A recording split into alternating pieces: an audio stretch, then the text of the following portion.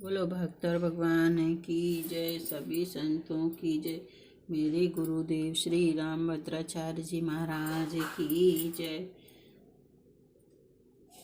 आप सुन रहे हैं श्री स्वामी रामानंदाचार्य जी और उनके 12 प्रधान शिष्यों की कथा। श्री रामायत या श्री रामानंदी वैष्णव संप्रदाय के प्रवर्तक आचार्य श्री रामानंद जी एक उच्च कोटि के आध्यात्मिक महापुरुष थे। इनका जन्म कान्यकुब्ज ब्राह्मण कुल में माघ कृष्ण सप्तमी भृगुवार संवत 1324 को प्रयाग में त्रिवेणी तट पर हुआ था। इनके पिता का नाम पुण्य सदन और माता का नाम श्रीमती सुशीला था। 8वें वर्ष इनका उपनयन संस्कार किया गया। उपनीत ब्रह्मचारी जब पलाश दंड धारण कर काशी विद्या अध्ययन करने चला, तब आचार्य एवं संबंधियों के आग्रह करने पर भी नहीं लौटा।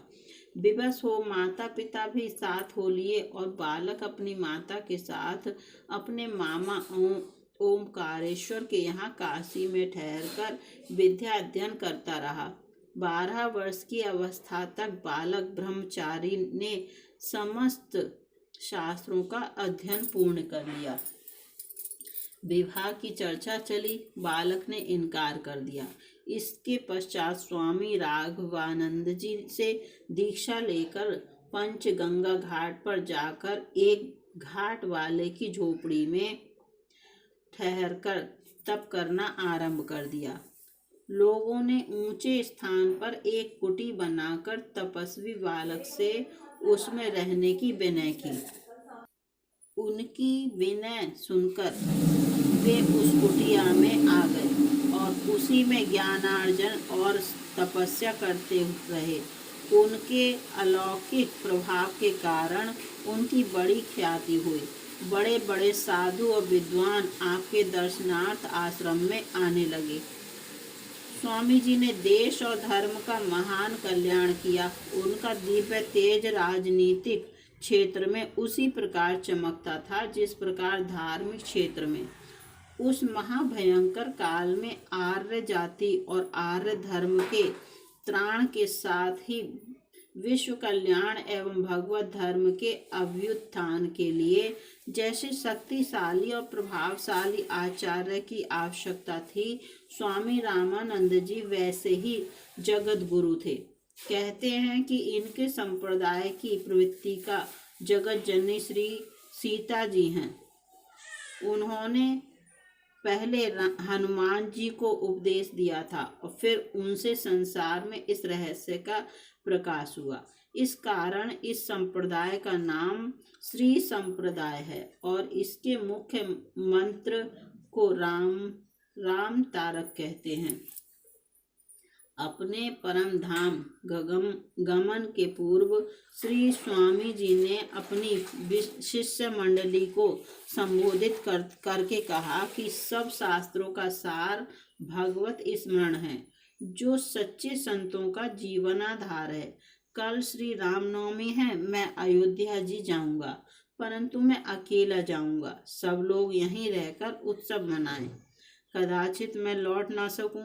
आप लोग मेरी त्रुटियों एवं अविनय आदि को क्षमा कीजिएगा। यह सुनकर सबके नेत्र सजल हो गए। दूसरे दिन स्वामी जी संवता 1515 में अपनी कुटी में अंतर ध्यान हो गए।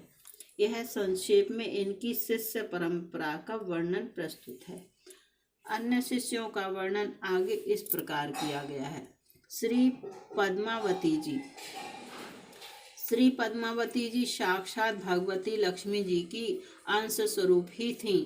पद्म सदृश कांति होने के कारण उनके माता पिता ने उनका पद्मावती यह नाम रखा था।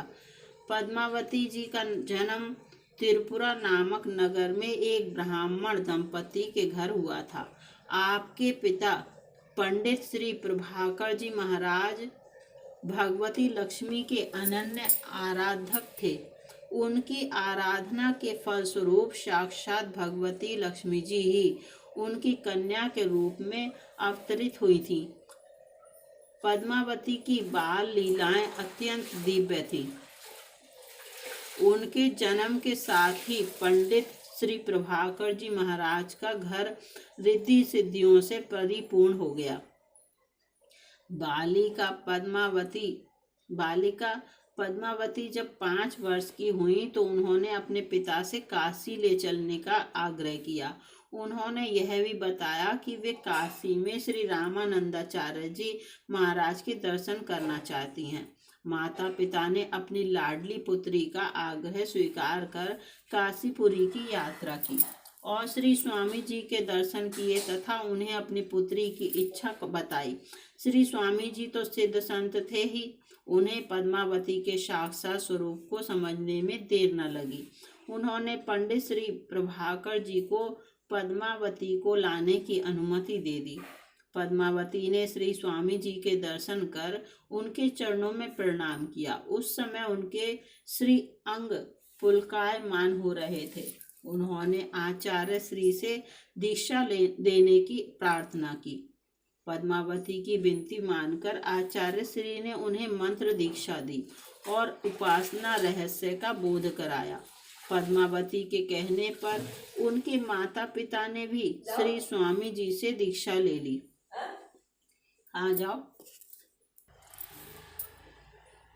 इस प्रकार पद्मावती अपने माता पिता के साथ काशी में ही रहकर भगवत आराधना करने लगी।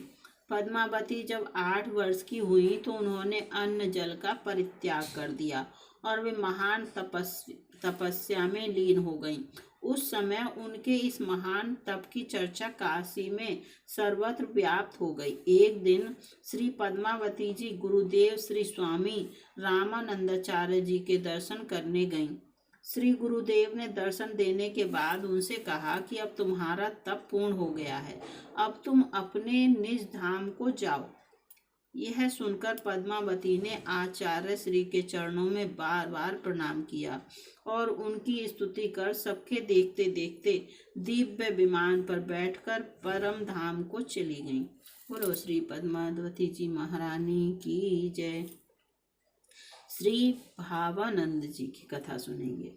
श्री भावानंद जी महाराज की जय। श्री भावानंद जी महाराज परम संत श्री ज्ञान देव जी के पिता थे। इनके गृहस्थ आश्रम का नाम श्री विट्ठल पंत था। इनके पूर्वज मिथिला के निवासी थे, परंतु इनके पितामह भगवान पुंडरीक नाथ जी के बड़े भक्त थे। अतः वे पंढरपुर के पास ही आलंदी नामक ग्राम में बस गए। वहीं श्री विट्ठल पंत जी का जन्म हुआ, जो बाद में स्वामी रामानंदाचार्य जी से दीक्षा लेकर भावानंद के नाम से विख्यात हुए। आपके पितामह श्री हरिनाथ मिश्र जी और पिता श्री रघुनाथ मिश्र जी सदगृहस्थ और परम भागवत थे। अतः वेद शास्त्र आदि की शिक्षा इन्हें घर पर ही प्राप्त हो गई। इस प्रकार ज्ञान, भक्ति और वैराग्य के इनके संस्कार घर से ही पुष्ट हो गए।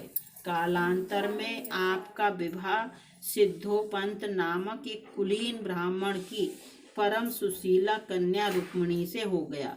श्री रुक्मणी बाई जी परम पतिव्रता थीं। वे पति के कार्यों, अतिथि अभ्यागतों के सत्कार और गृहस्थ धर्म का सम्यक रूप से निर्वाह करती थीं।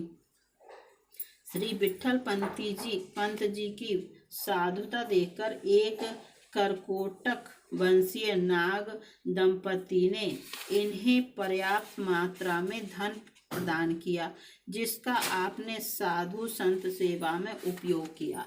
एक दिन आपके यहाँ एक संत आए। सत्संग के दौरान उन्होंने बताया कि काशी में रामानंदाचार्य जी नाम के एक परम भागवत वैष्णव संत हैं। मैं उन्हीं के दर्शन करने जा रहा हूँ। यह सुनकर आप भी काशी जाने के लिए तैयार हो गए। पत्नी को घर गृहस्थी और अतिथि सेवा का कार्य सौंपकर स्वयं उन संत भगवान के साथ काशी के लिए प्रस्थान कर गए। मार्ग में उन्हें अनुभूति हुई कि मेरे साथ चल रहे संत साक्षात विश्वामित्र जी हैं और इनके साथ सुकुमार अवस्था के श्याम गौर 2 किशोर श्री राम लक्ष्मण हैं। फिर क्या था, वहीं इनकी भाव समाधि लग गई। समाधि से जागृत होने पर उन्होंने देखा कि वहां ना तो वे संत हैं और ना ही दोनों किशोर। फिर तो वे प्रभु दर्शन के लिए व्याकुल हो गए और हे रघुनाथ कहते हुए करुण क्रंदन करने लगे। कहते हैं कि इनकी इस प्रकार की दशा देखकर 2 बालक इनके पास आए और इन्हें खाने के लिए भगवत प्रसाद दिया और फिर इन्हें मार्ग दिखाते हुए काशी के पंचगंगा घाट पर पहुंचा दिया, जहां स्वामी श्री रामानंदाचार्य जी का आश्रम था। उन बालकों के प्रति आपका श्री राम लक्ष्मण का भाव था, अतः उनके चले जाने पर पुनः आप गृह व्याकुल हो गए। उसी समय श्री रामानंदाचार्य जी महाराज के शंख की दिव्य ध्वनि आपके कानों में पड़ी, जिसे श्रवण कर आपके अंतःकरण में ज्ञान का उदय हुआ और आपने स्वामी श्री रामानंदाचार्य जी महाराज की शरण ग्रहण की। स्वामी जी ने आपको राम मंत्र की दीक्षा देकर आपका नाम भावानंद रख दिया। स्वामी जी अपने शिष्यों सहित धर्म प्रचारार्थ संपूर्ण देश में भ्रमण करते रहते थे। इसी क्रम में वे एक बार श्री रामेश्वरम धाम की यात्रा पर निकले थे। संयोग से एक दिन उन्होंने आलंदी ग्राम में विश्राम किया। यह वही ग्राम था जहां भावानंद जी का गृहस्थ आश्रम का घर था। स्वामी जी का आगमन जानकर गांव के समस्त नर नारी उनके दर्शन के लिए आए। उनमें श्री भावानंद जी महाराज की पत्नी श्री रुक्मणी बाई भी थीं। उन्होंने जब स्वामी जी के श्री चरणों में प्रणाम किया तो स्वामी जी ने उन्हें स्वाभाविक रूप से पुत्रवती भव का आशीर्वाद दे दिया। इस पर रुक्मणी बाई ने कहा, प्रभु, मेरे पति देव तो आपसे दीक्षा लेकर सन्यासी हो गए हैं, ऐसे में आपका आशीर्वाद कैसे सफल होगा। स्वामी रामानंद जी महाराज सिद्ध संत थे, उनकी वाणी मिथ्या नहीं हो सकती थी। उन्होंने अपनी ज्ञान दृष्टि से भविष्य की घटनाओं को देखते हुए भावानंद जी को आदेश दिया कि तुम पुनः गृहस्थ आश्रम में लौट जाओ। मेरी आज्ञा होने से तुम्हारा पतन नहीं होगा और ना ही तुम्हें कोई पाप लगेगा। तुम्हें 3 दिव्य पुत्रों और 1 कन्या रतन की प्राप्ति होगी। तुम्हारे पुत्र साक्षात ब्रह्मा विष्णु और महेश के अंश होंगे और पुत्री साक्षात योग माया होगी। अतः तुम विश्व का कल्याण करने के लिए पुनः गृहस्थ आश्रम स्वीकार करो। यही विधि विधान है। श्री भावानंद जी ने प्रभु की इच्छा जानकर गुरु की आज्ञा से पुनः गृहस्थ आश्रम में प्रवेश किया। कालांतर में निर्वृत्तिनाथ, ज्ञानदेव और सोपान देव नामक उनके 3 पुत्र हुए, जो आगे चलकर महान संत हुए।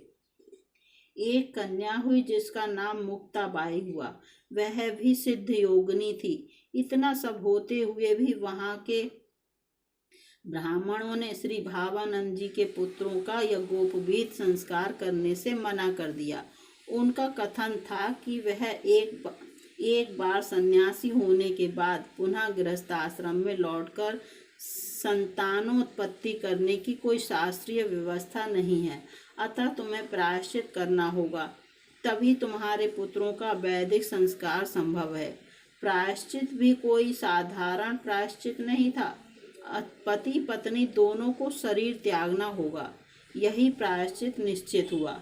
श्री भावानंद जी ने कहा, जिससे धर्मशास्त्र की रक्षा हो, जिससे मेरे पुत्रों का कल्याण हो, वह मेरे लिए भी मंगलकारी है। ऐसा निश्चय कर वह रुक्मणी बाई को साथ लेकर तीर्थराज प्रयाग चले आए और वहीं माता त्रिवेणी की गोद में समा गए। बोलो श्री भावानंद जी महाराज की जय। सभी संतों की जय। मेरे गुरुदेव श्री रामभद्राचार्य जी महाराज की जय। अब आप सुन रहे हैं अब आप अगली कथा सुनेंगे श्री अनंतानंद जी और उनकी शिष्य परंपरा की कथा।